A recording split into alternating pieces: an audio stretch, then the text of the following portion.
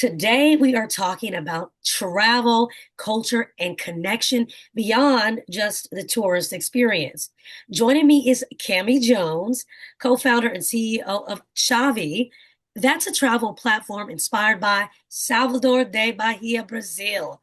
It's a place known for its deep Afro-Brazilian culture, history, music, and community.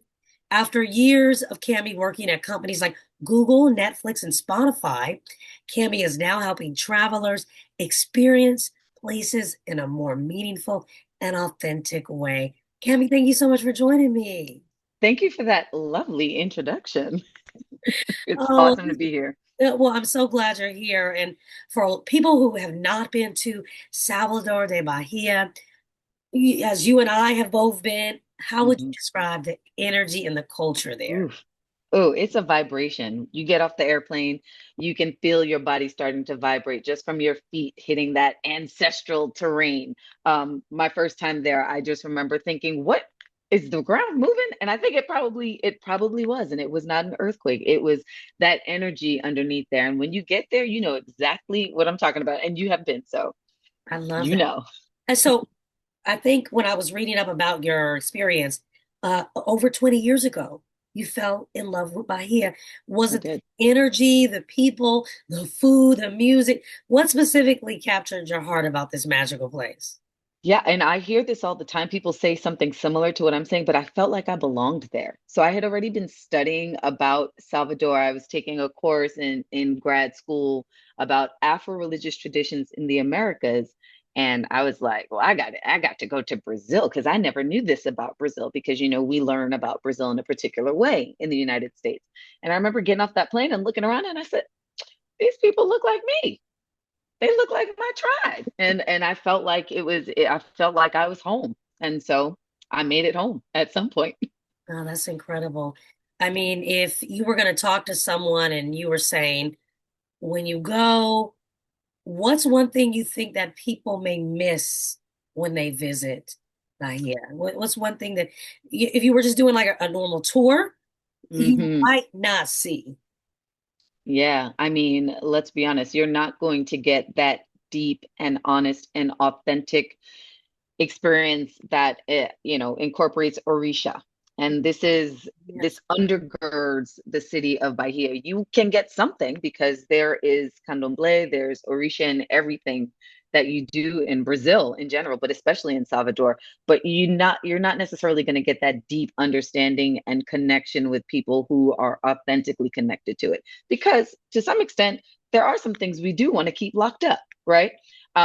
But you can have a very surface experience because the language is a blocker, um, and just knowing where to go can also be a blocker. You'll eat a acarajé. It'll be good. Man, when I tell you I had so much, I gotta say, I Did you? was missing that when I came back home. I had to grab some when I got here from a friend of the family who is Brazilian as well. And so What? it's amazing, amazing. Like you mentioned, the food and the culture. Not only did you go over there and visit, but you also said, I want to create something so that others that come and visit have this platform. Let's talk Yeah. about, I want to make sure I'm pronouncing it correctly. Chave, chav, chav, chav, Cl- Close enough. I like it. It's Xavi. Xavi, which Chavi. means, Now, what is Chavi? Yes. yeah, Xavi means key in Portuguese. So we're giving you the key to the city, so to speak. Um, what was the say? Repeat that question because I got excited about Xavi. Yeah. So tell me about Chavi. What is it and what inspired you to create it? Oh, yes. So I have a relationship with Salvador for over the past 20 years. And to be honest with you, it's not something that I said, oh, I want to bring people here. I want people to enjoy and experience this. But I saw it happening organically over the past couple of years. Lots of particularly Black Americans and Black Europeans have been traveling to Salvador because it is that heart of Africa outside of the continent. A lot of things have been maintained that were brought over to Brazil during the enslavement of human beings. And so where 500,000 um, African peoples went to the United States of America, 13.5 million went to Brazil. And so there's that rich cultural history. So over the past couple of years, I've seen a lot of travel and Afro tourism. And what I've seen, in my opinion, does not really encapsulate the true richness and culture. It doesn't necessarily support the Black vendors that are in the space. And it is very surface. And I felt like, you know what? If these people are going to come here and they're going to post on their stories, let them post the real deal. Let them have a real experience. Let them get beneath the surface and beyond the restaurant in Baja. I love that. What specifically about your platform, the key that makes it different from traditional travel apps or guides that stands out to where you are capturing that historical element? Yeah, thank you for the question. So first and foremost, our platform right now, we have relationships with each and every person who is giving you a key into their livelihood, into their hobby, whatever it is that they're doing, right? So you can't just go on our platform, say, "Ooh, I want to host an experience," and throw it on there, and everyone can come and do something. No, we curate these experiences specifically with people who we know are masters in their field, mestres or mestras in their field.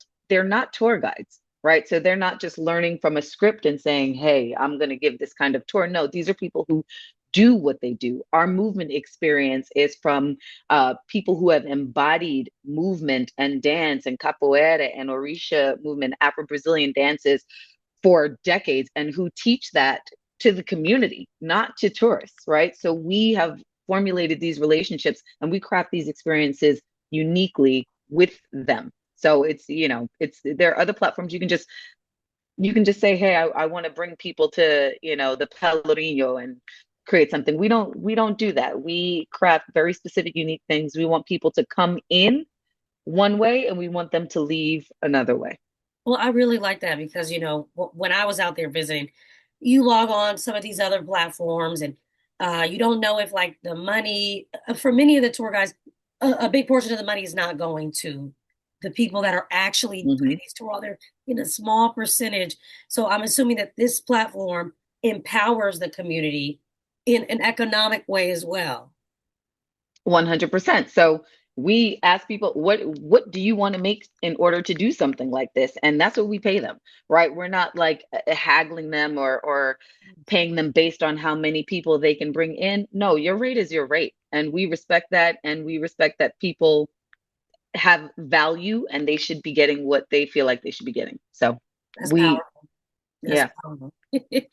Salvador is often called the cultural heart of the Afro diaspora. Why do you Mhm. think so many Black travelers feel connected to it? I know why I felt connected to it. I didn't know that piece of information about the millions of enslaved Africans that made their way to Brazil. You always think that the majority of them ended up here, but once I found that out, I said, I've got to get there. Yeah. Why do you think so many people, including yourself and I, are connected in that way? Yeah, that's a spiritual question. That's a different interview. But more so than just the physical, right? This is a space that has maintained so much of that richness, and I think that we can feel it. We get there and we're like, "Oh, snap. I know this place.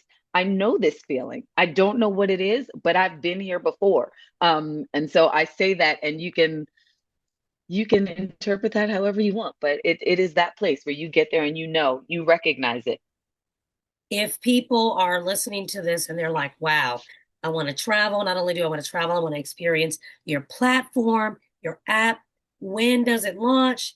How can Yes. I get it? Well, you can log on today at Chavi.pro. That's CHAVE.pro.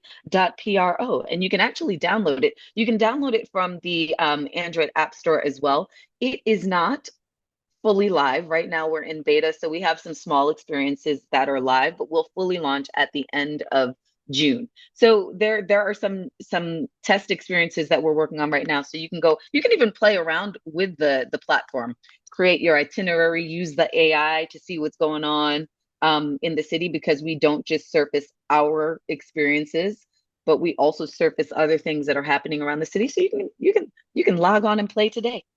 That's nice. For people that are going to be using Shavi in the future, what do you want them to take away? I'll let you Mm. this message. Like the overall goal, if this is accomplished, What would you like that to be? It's a curated cultural connection with a little bit of luxury on top. I know that's right. Can you also leave us with a Brazilian phrase? All I know is beijo, beijo, eu vamos say. Because my dad speaks a little bit, and that's all he taught me. Okay, to kiss everybody and love everybody. That is fantastic. Eu quero que você chegue no Brasil, por favor. And, Se você tá lá, me liga. and what does that mean, Cammy? I just said I hope that you all come to Brazil, and if you come, call me. I love that. Cammy Jones, thank you so much for joining me today. And again, Thank make you. sure you download Xavi. You got it, girl. Yay! Xavi when it comes out on the different apps and stores. And hopefully I will see you in Bahia. I sure hope so. I'll be waiting. Thank you so much, Cammy, for joining me. Thank you, Reyna. Thank you.